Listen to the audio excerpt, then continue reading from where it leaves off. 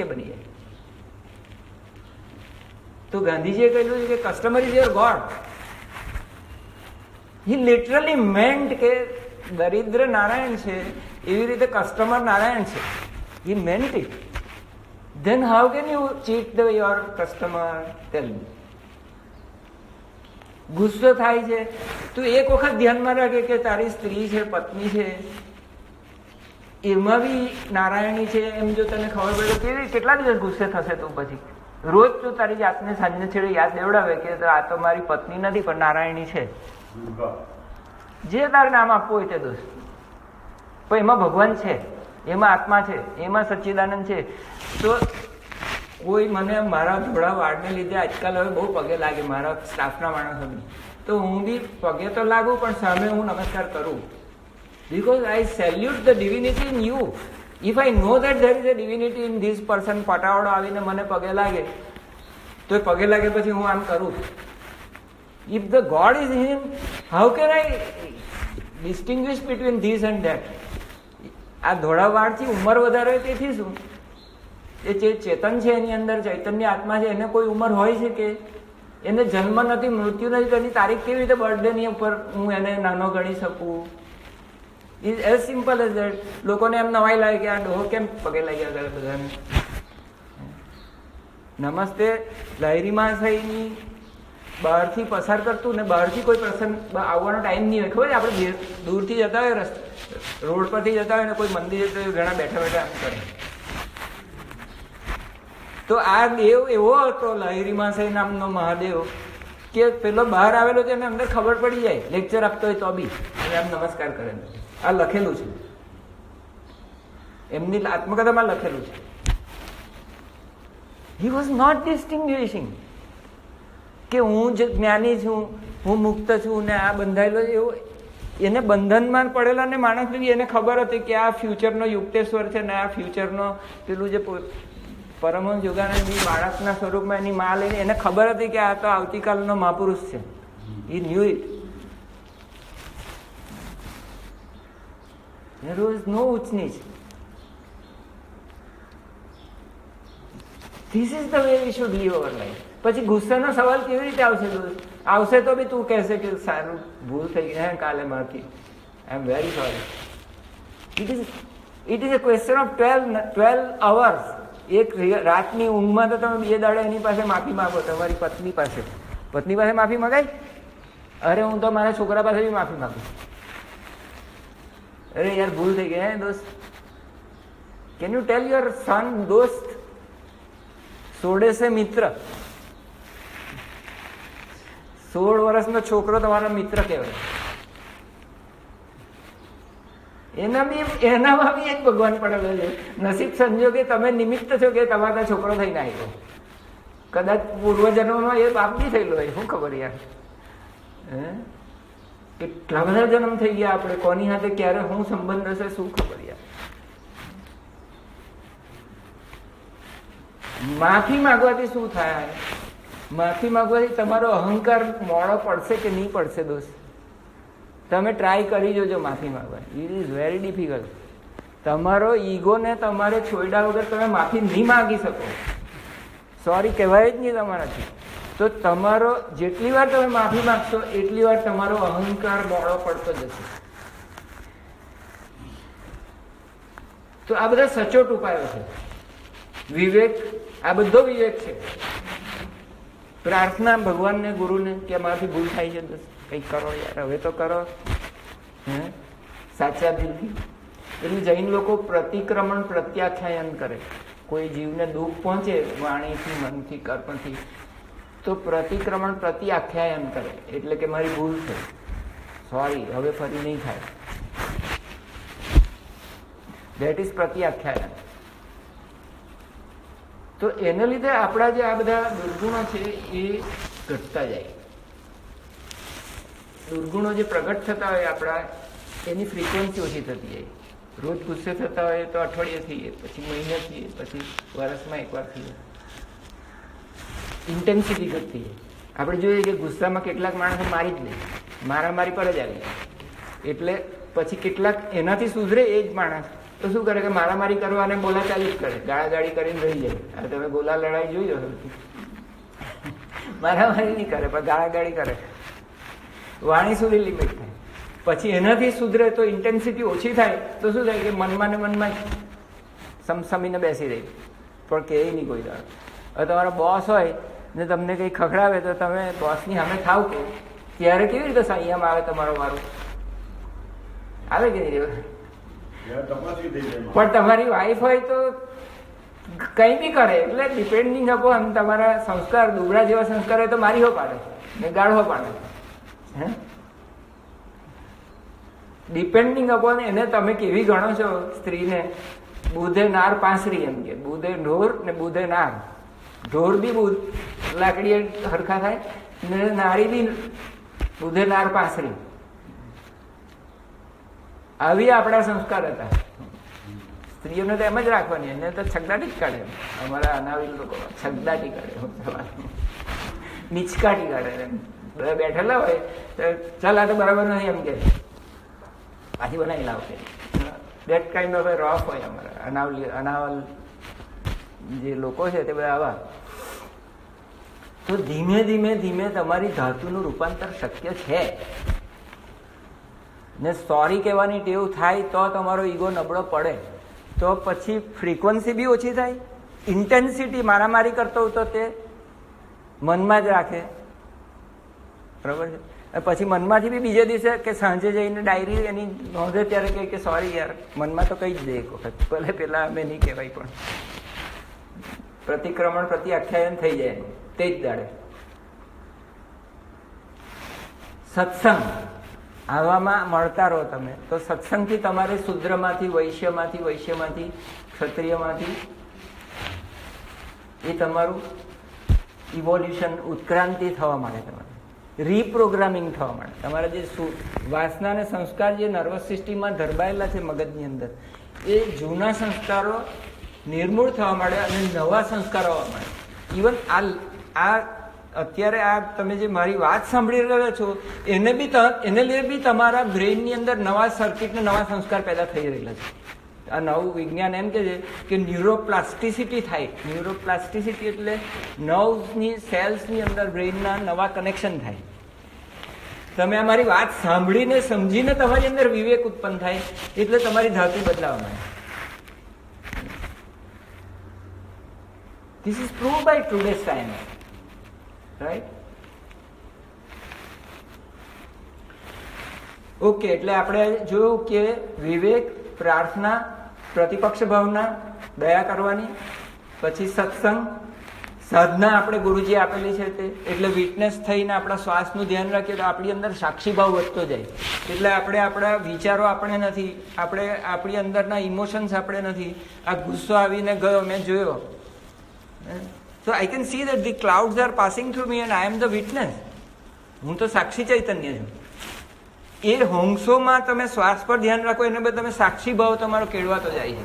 એટલે સાધના, don't underestimate your sadhana. Even હોંશો, ડોન્ટ અંડર એસ્ટિમેટ કે મને આ ક્રિયા નથી આપી, હજુ તો ક્રિયા નથી આપી ને મને તો ઓમકાર ને હોંશો જ છે. અરે તું don't under evaluate. These are extraordinary સાધન. સાધન છે આ તારું, સાધન છોડીશ નહીં. તારી ધાતુ પલટ કરવાનું સાધન છે. તારા શુદ્રમાંથી તને વૈશ્ય ને વૈશ્યમાંથી ક્ષત્રિય ને ક્ષત્રિયમાંથી બ્રાહ્મણ બનાવવાનું આ અમૂલ્ય સાધન છે. Techniques, don't forget or underestimate. અને સત્સંકલ્પ. સત્સંકલ્પ એટલે સવારના પોરમાં એકવાર સંકલ્પ કરો કે હું કાળજી રાખીશ કે મારાથી કોઈના પણ જીવને આજે દુઃખ ન પહોંચે. Simple, as simple as that. As simple as that. Is it that difficult? હું આજે કાળજી રાખીશ કે મારાથી કોઈને પણ દુઃખ નહીં થાય એવું હું કરીશ. ભલે હું કોઈને દાન નહીં આપું, કોઈને છે તો કોઈ મદદ નહીં કરું, કંઈ પૈસાની મદદ નહીં કરું, પણ હું આજે કોઈને દુઃખ નહીં પહોંચાડીશ. Can you do that? Out of all તમારી પત્નીને તો નહીં જ, તમારા છોકરાને તો નહીં જ, તમારા ભાઈને તો નહીં જ, તમારા ફ્રેન્ડને તો નહીં જ. These are the immediate people in your circle. તો શુદ્રમાંથી વૈશ્યમાંથી બ્રાહ્મણને આ ટ્રીક છે ભાઈઓ. એટલે આ મોટું લેક્ચર પહેલા આ આપી દીધું, કારણ કે પહેલા મને બોલવા જ નહીં દીધો. હજુ તો મારું ગયા વખતનું છે તે વાત ચાલુ થઈ એટલે જ એને ગુસ્સાની વાત કાઢી, બરાબર કે નહીં? એટલે આજે મને વચ્ચેથી કોઈ રોકે નહીં, એટલા માટે મેં વાતને પહેલેથી પતાવી દીધી. હું બોલતો ત્યારે વચ્ચેથી સવાલ પૂછવાનો, સવાલ બાજુએ કાઢી રાખવાના અને ફોન કરીને પૂછવાનો, અથવા બીજી વખતે મને કાપલી આપી દેવાની તો હું તેને ફોન કરીને એનો જવાબ આપી દઉં. પણ મારું વચ્ચે બોલતો હોય ત્યારે એનો પ્રવાહ, it is like a flow which is coming out.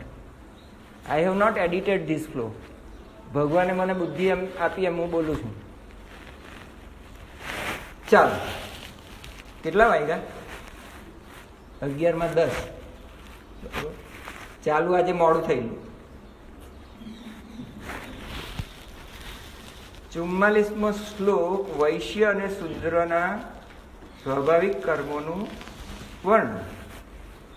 આમાં છે શ્લોક આ પ્રમાણે: કૃષિ ગૌરક્ષ્ય વાણિજ્યમ વૈશ્ય કર્મ સ્વભાવજમ પરિચર્યાત્મકમ કર્મ શૂદ્રસ્યાપી સ્વભાવજમ. તો વાંચશું આપણે. કૃષિ ગૌરક્ષ્ય વાણિજ્યમ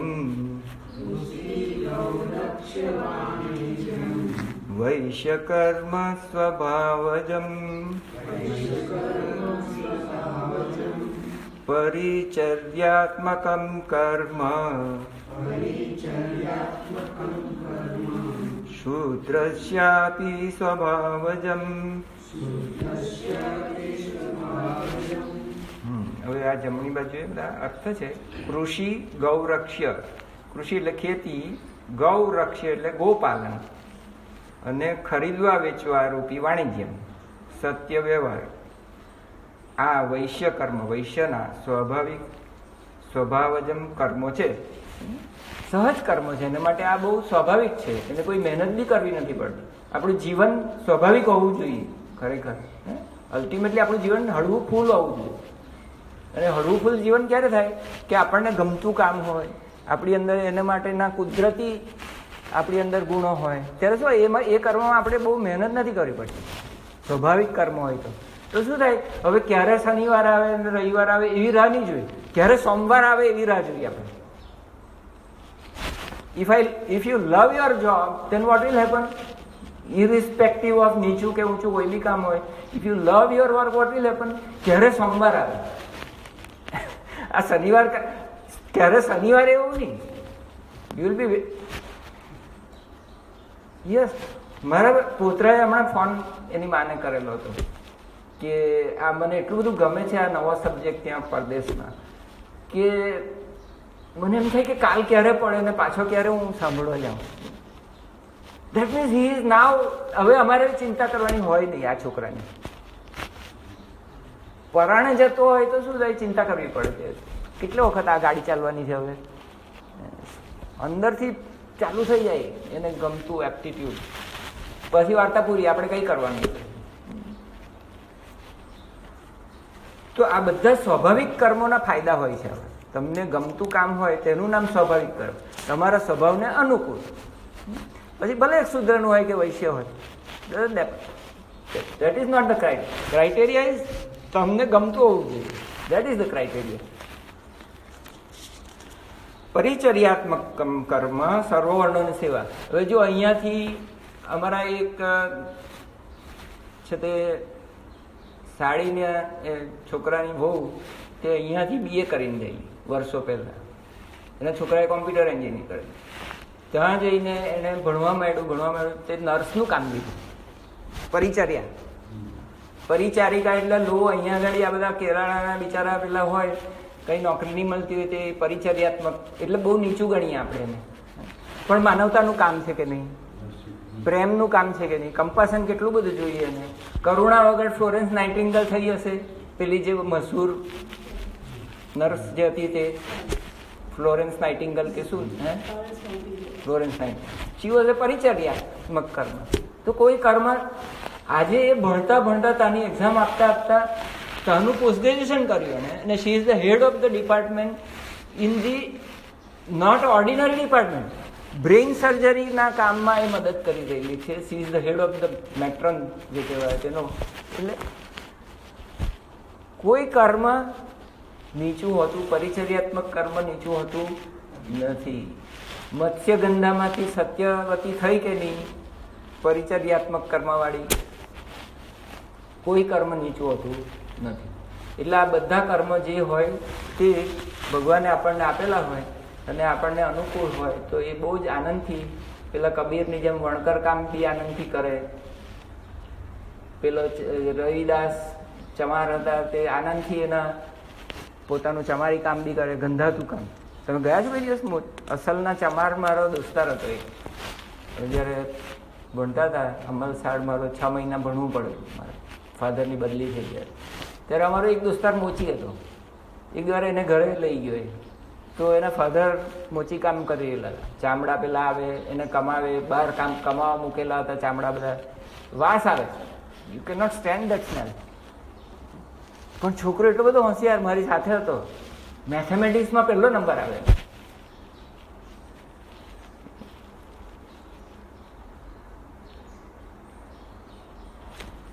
ગાંધીજીને ત્યાં પેલા કેવા પેદા થયા? દારૂડિયા થયા, મુસલમાન થઈ ગયા. કઈ શું ક્યાં કમળ પાકે, કઈ કાદવમાં કમળ બી પાકી શકે અને રિવર્સ બી બધું થઈ જાય. ક્લાસિફાઈ નહીં કરવાના, ડોન્ટ બી જજમેન્ટલ. કોઈના પર જજમેન્ટ બાંધવાનું નહીં. કાલે ઉઠીને એ કેવો થઈ જશે આપણને ખબર નથી. અહીંયા બેઠેલામાંથી કેટલાને સાક્ષાત્કાર થઈ જાય એની ખબર નથી આપણને. સાંભળનારમાંથી કેટલા આગળ વધી જશે. બોલનાર કરતા બી સવાય તો છે જ, બધા જ છે. હું જોઉં છું પોતપોતાના કામો આ બધા તમે લોકો કરો છો, અહીંયા છે ને નથી તે બધા, તે હું તો કંઈ જ કરતો નથી. એટલે મને તો હું પેલો છેલ્લા પગલાનો માણસ ગણું છું. આમાંથી આ થોડું બકબક કરવાનું સોંપેલું છે તે બોલી કાઢું છું. પણ સેવાની દ્રષ્ટિએ અહીંના જેટલા કરી રહેલા છે એનો 100મો ભાગ મારા ભગવાન નથી આપેલો. એનું મને દુઃખ છે. એવું ભગવાને મને શરીર આપ્યું હતું તો મેં કેટલા બધી સેવા કરી હોત. તો આનું ગુજરાતી થાય, તથા ખેતી, ગોપાલન, ખરીદવા વેચવા રૂપી સત્ય વ્યવહાર આ વૈશ્યના સ્વાભાવિક કર્મો છે.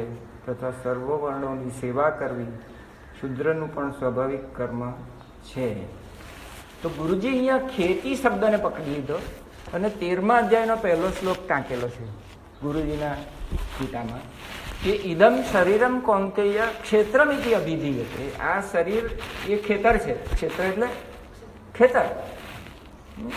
અને એ ખેતરમાં આપણે જેવી મહેનત કરીએ, જેવી વાવણી કરીએ તેવું ફળ આવીને આપણને મળે. એટલે પુણ્યકર્મની વાવણી કરીએ તો પુણ્ય ફળ મળે, આપણને સુખ મળે. સો is a very simple, is સચ અ સિમ્પલ થિંગ કે અત્યારે આપણે જે કંઈ ભોગવી રહેલા છે તે પહેલાં કે જે કંઈ કરેલું હશે આ જન્મનું કે પેલા જન્મનું, તેના પરિણામે આ જાતિ આપણને મળી. જે જગ્યાએ જન્મ આપણને મળ્યો, it is as if we have chosen these parents. અને એની અંદર આપણે જાણે કે જન્મ લેવાનો આપણે નક્કી કરીને આવેલા કે આપણું કેટલુંક શીખવાનું બાકી રહી ગયેલું તે હવે નવું ભણતર અહીંયાથી ચાલુ થયું. આથી જે આપણું જે આજુબાજુના બધા છે તમે લોકો, તમે બધા મને કંઈક કંઈક શીખવવા આવેલા છે. Every relation, every relative that I have got is to teach me some lesson.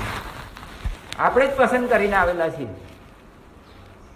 કોઈ હાથે આગલા જન્મમાં દુશ્મની કરીને આવેલો તો આ વખતે પાછું દુશ્મની તારી હાથે ચાલુ કરે ને એમાંથી શીખવાનું કે આ તો અંદર તો પરમાત્મા જ છે ને આ તો નાટક જ છે. નાટક છે એમ સમજી જાઓ પછી માયાનું કામ પૂરું થઈ જાય. નહીં, આ ગમે તે મને ગુસ્સો કરવા આવેલો છે એ મને સુધારવા આવેલો છે. આ મારો ટીચર છે. He has come here to teach me a lesson. એ ગુસ્સે કરે તો બી એવું નહીં થવું હવે. આ તો પૂર્વજન્મનું મારું જ કંઈ લેણા દેણી હશે તે આવીને મળેલો છે મને. ભાગીદાર આવ્યો અને છેતરીને જતો રહ્યો. પૂર્વજન્મનું કંઈ લેણા દેણી હશે તો આ છેતરી ગયો. Result is what you know. રાતે ઊંઘો હારી આવે, વાર્તા હિસાબ કિતાબ પૂરા થઈ જાય. ચોપડો નીકળે આગળ ખેંચાય જ કરે. હારા આવતા જન્મ નથી ખેંચાય. કેટલા જન્મ ખેંચવાય ખબર જ નહીં. ચોપડો આગળ ખેંચવો જ તમારે. Choice is yours. ખાતા વહીને આગળ જવા દેવી છે કે પ્રારબ્ધ કર્મને આજે ને અહીંયા જ પૂરા કરી નાખવા છે. ઈશ્વર પ્રસાદ માનીને એમાંથી શીખતા જાઓ અને તમારી ધાતુનું રૂપાંતર કરતા જાઓ. શુદ્રમાંથી વૈશ્ય, વૈશ્યમાંથી ક્ષત્રિયમાંથી બ્રહ્મ. Choice is yours. જ્યાં આગળ છો ત્યાં આગળ. દરેક કર્મ સામે તમારા ધંધાને માટે જે આવ્યું ને મળ્યો એ તમારો ભગવાન છે. Customer is God. As simple as that. ગાંધીજીની વાત ધ્યાન રહેશે તમને? Customer is God. દુકાનમાં પાટિયું માર. અમારી બેંક સામે અઠવાડિયે બેંક છે ને, એમાં નવો મેનેજર બોમ્બે આવ્યા અને નવું જ બોર્ડ બનાવ્યું, કસ્ટમર ઇઝ ગોડ. બધે છેડ મુખ મારી દીધા. કસ્ટમરને બધા નિગ્લેક્ટ કરે. સી કસ્ટમર ઇઝ ગોડ પણ ગોડ ઇઝ નિગ્લેક્ટેડ. તો પછી કસ્ટમર બહાર ઉભા ઉભા બોલ્યા કરે, customer is the dog, customer is the dog. પછી બોર્ડ ખસેડી કરે, બધા બોર્ડ ખસેડી કાઢ્યા. સો આ બધું આપણે બધા જાણીએ છીએ, છતાં આપણે બદલાતા નથી. એનું કારણ શું કે આપણે એક બીજો ગુણ કેળવવાની જરૂર છે. Awareness is life. શું? સ્વચ્છતા અભિયાન થાય પછી અવેરનેસ તો હોવી જોઈએ કે નહીં બધાને? એટલે કાલે જ અમારા બાજુવાળા આવેલા હતા કે ઇલેક્ટ્રિસિટી કંપનીમાં ચીફ છે, તે આજુબાજુના ગામડાઓની સ્કૂલોમાં જાય છે અને કે જો ઉત્તરાયણ વખતે આવો દોરો નહીં વાપરવાનો, આમ કરશો તો આ છે તે તમે કરંટ લાગશે, વાયરો બધા જોડાઈ જશે, તમારા ઘરમાં શોર્ટ સર્કિટ થશે, કોઈ તમે મરી જશો, છાપરા પરથી. બાળપણમાં નાનપણથી પેલાને શિક્ષણ આ લોકો જઈને આપે કે અમારું ઇલેક્ટ્રિસિટીની દોડાદોડી વધી જાય છે દિવાળીના ટાઈમમાં ને ઉત્તરાયણ વખતે. તે કાલે જ આવેલા કે અમે બધી સ્કૂલોમાં જઈને આ બધું એ લોકોને શીખવીએ છીએ. Awareness, you are creating awareness.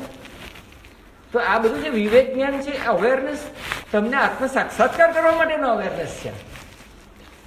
જો પેલું આટલું ઉપયોગી હોય, વ્યવહારનું કામ જો આટલું ઉપયોગી હોય અવેરનેસનું, awareness is a light. You are not aware કે customer is the god. You have not understood the significance કે એની અંદર બી સચ્ચિદાનંદ આત્મા છે.